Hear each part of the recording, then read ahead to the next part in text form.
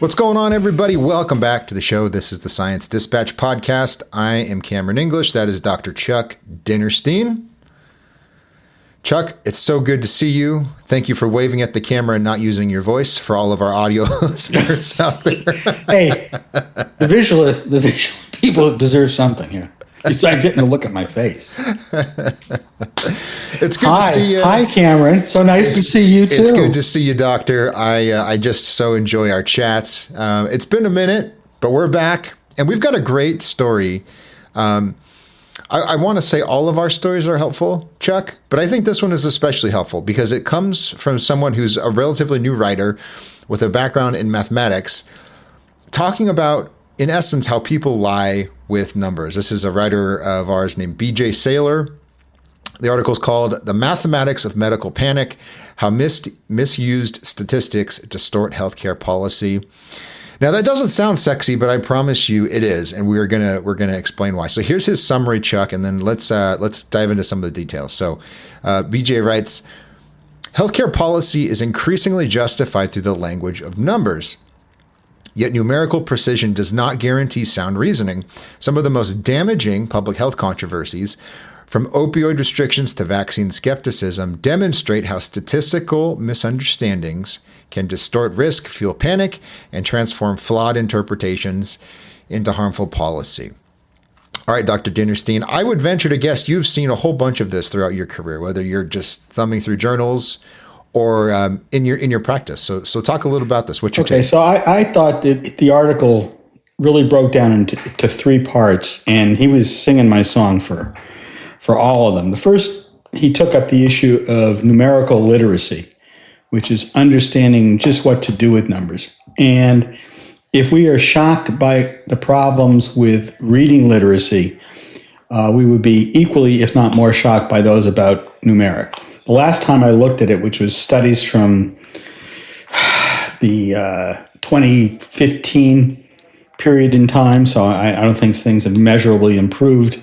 The average citizen had difficulty negotiating a bus and train schedule and had problems with not, the usual addition, subtraction things that can be dealt with, but once you start talking about percentages and rates and things like that, our understanding by the average citizen just goes to hell. And it impacted certainly healthcare, because if you can't read a train schedule and you don't have a car, it's very difficult to get to the doctor's appointment.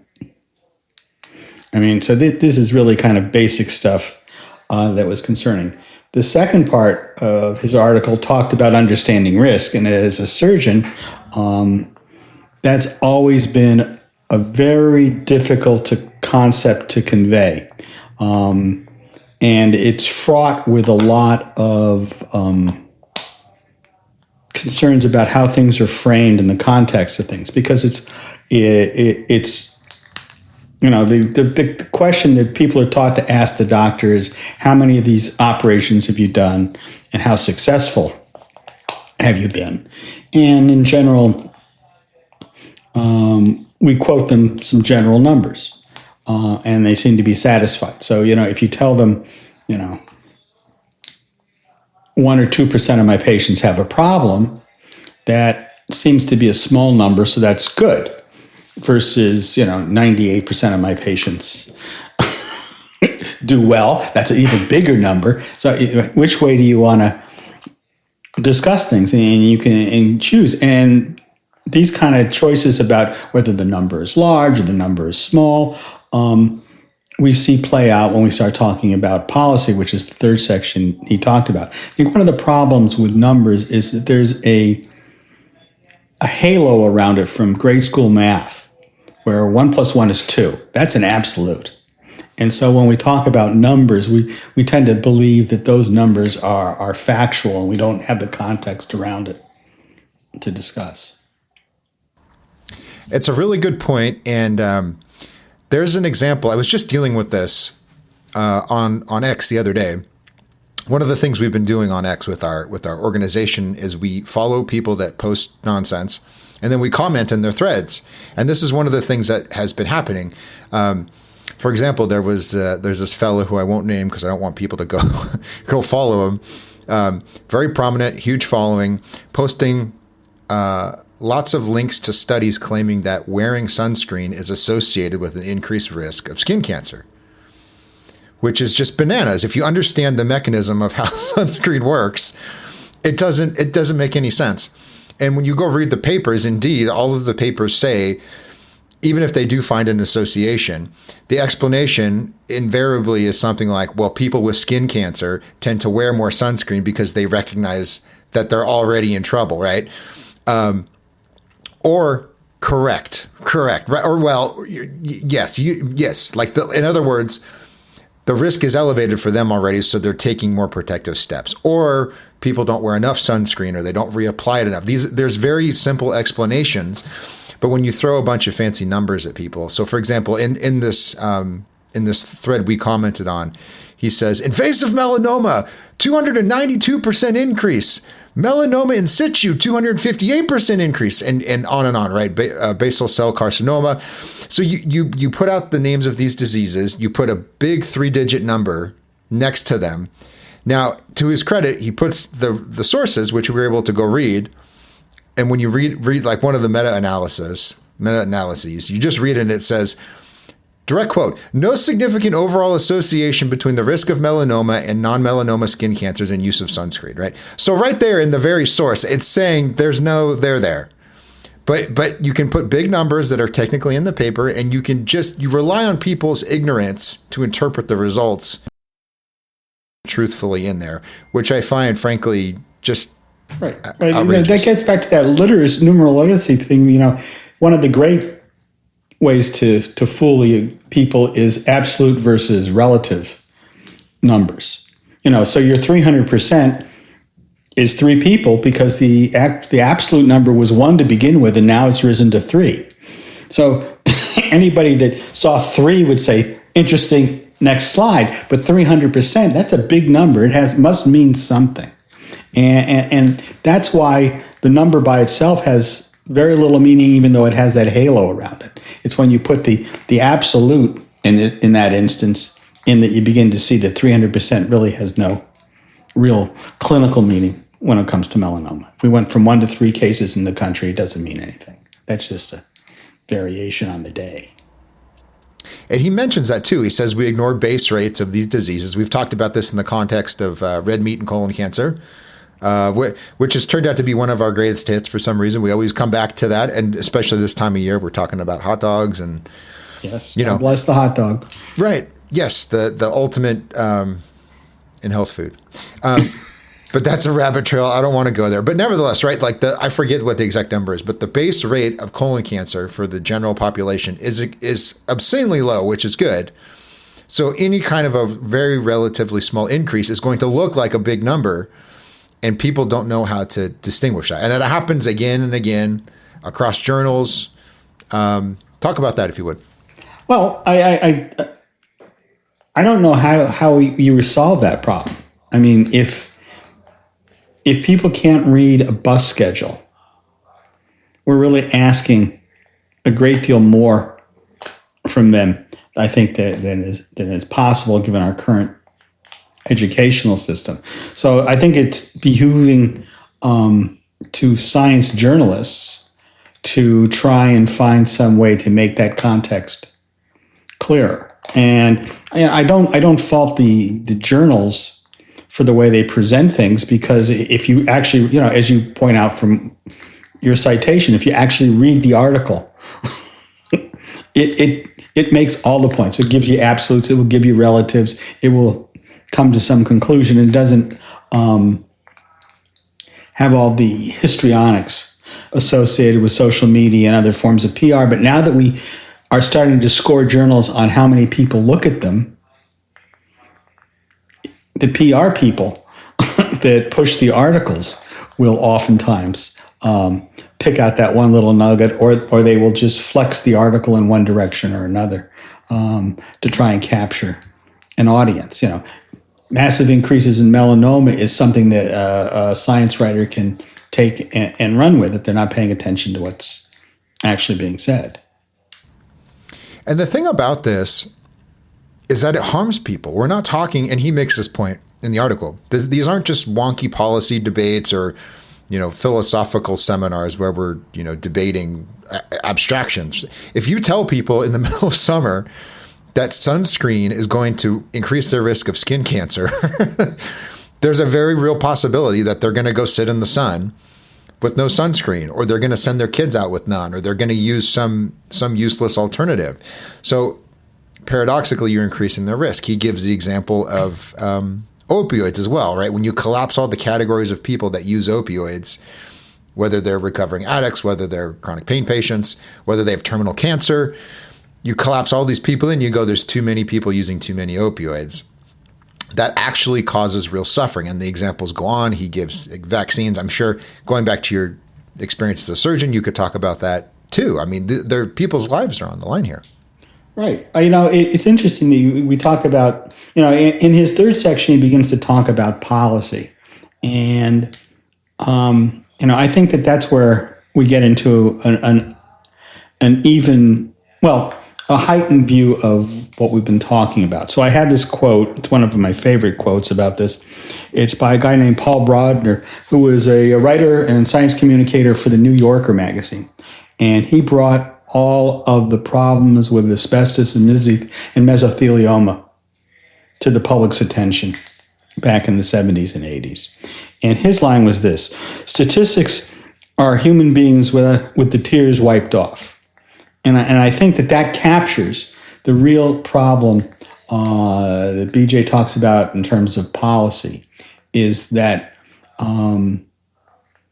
policy may seemingly be based on statistics, but the political part of policy, and there is a political part to policy because the application requires a story. And that's when things become much more subjective, and that's when the screaming begins, because I think what people contest about science is about which groups are being hurt by it and whether they're one of the groups. If the science is working in their favor, it's great. When science is not working in their favor, it's circumspect. And I think the same thing comes true in policy that's undergirded by science. It's just we make it into a different kind of fight. Here's one of my favorite lines from the story, and I love the paradox that this presents, because this is real, and I don't think people consider it. So he writes, talking about this environment that we're describing, where people are overly emotional and numbers are being thrown around. He says, in this environment, numbers become, ironically, emotionally suggestive rather than objectively demonstrative. The public is then left vulnerable to whatever narrative is most vivid: panic when institutions misuse statistics, suspicion when activists misuse them, and confusion when journalists present them without methodological context. And so here's why this strikes me, Dr. Dinnerstein, is that in the science communication world, people are often told you got to use stories, you have to use analogies, you have to keep it simple, tell people the truth, but don't inundate them with numbers. And I think what this illustrates is that people can be moved by numbers if you know how to use them. Now, ideally, you don't do it dishonestly, but I think that's a striking observation on his part, that if you can say, plus 252%, like, what does that even mean to a person who can't read a bus schedule? It just means really big number, very bad. Like, there's no context. And I think that's fascinating. What are your thoughts on that? Well, because what happens is that the human being that leads off the story is the person that you can identify with. It's the person that you have that context with. And I think that's a very powerful way of communicating. That gets back to our genetic social structure of the species in terms of cooperating kith and kin. When you feel closer to the individual, then those numbers take on a more emotive meaning. And so I think that's why you see some groups trying to make the underlying human story more relatable in a sympathetic way, and others try to make it more relatable in a less than sympathetic way. Okay, SNAP. SNAP, is a great choice, and we can go back and forth about the sides and the arguments, but one group talks about SNAP beneficiaries as living in food deserts and hunger among children. And the other group describes them as people that are not doing their work and that have to have work requirements. And there's probably a little bit of truth on both sides, but you can see that neither side is willing to accept any of the other side's description, because that interferes with the underlying narrative. And then they can apply whatever numbers you want to it. And I think we talked about this once before. So Woody Allen, a great epidemiologist, covered this in Annie Hall, and the psychiatrist is interviewing the guy and his wife, and he says, well, she asked the wife how often you're having sex. She says, well, all the time, 3 times a week. And then he asked the husband, and he said, how often are you having sex? He says, barely at all, 3 times a week. Same number, different take. Let me unmute myself so I can laugh at that. It's so funny, though, because whatever assumptions you bring in, you can say anything with numbers. I guess it's just like language, too. We're really bad at conceiving of them. The classic example from philosophy that I'm familiar with is, imagine the difference between a 1,000,000-sided figure and a 1.5-million-sided figure, right? Like your brain has no way to make sense of that. There's just don't have the capacity for it. So it's very easy to manipulate that. And I would just say parenthetically, you can see that I used the Woody Allen example and you used one from higher level mathematics. Just point that out. I think it's because you've learned more stuff and forgotten more stuff than I'll ever learn. So I don't know. I've probably forgotten a lot of stuff. I'll give you that one. You're bored of higher intellectual pursuits because you've literally saved people's lives on a surgical table. And I'm just reading books and going, oh, how insightful. No. Not at all.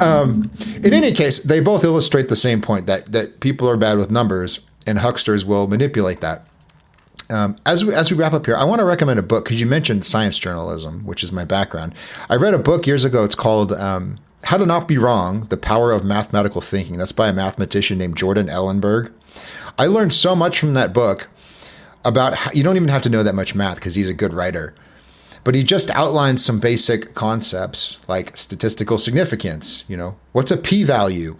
Really simple things. Again, they don't sound sexy, but when you read it and you get done, you go, oh, I have like a toolkit now where I can make sense of some of the claims that I'm seeing on social media. So I'd recommend that. And then I'd also recommend the article we discussed. Once again, it's called The Mathematics of Medical Panic, How Misused Statistics Distort Healthcare Policy. That's by BJ Saylor.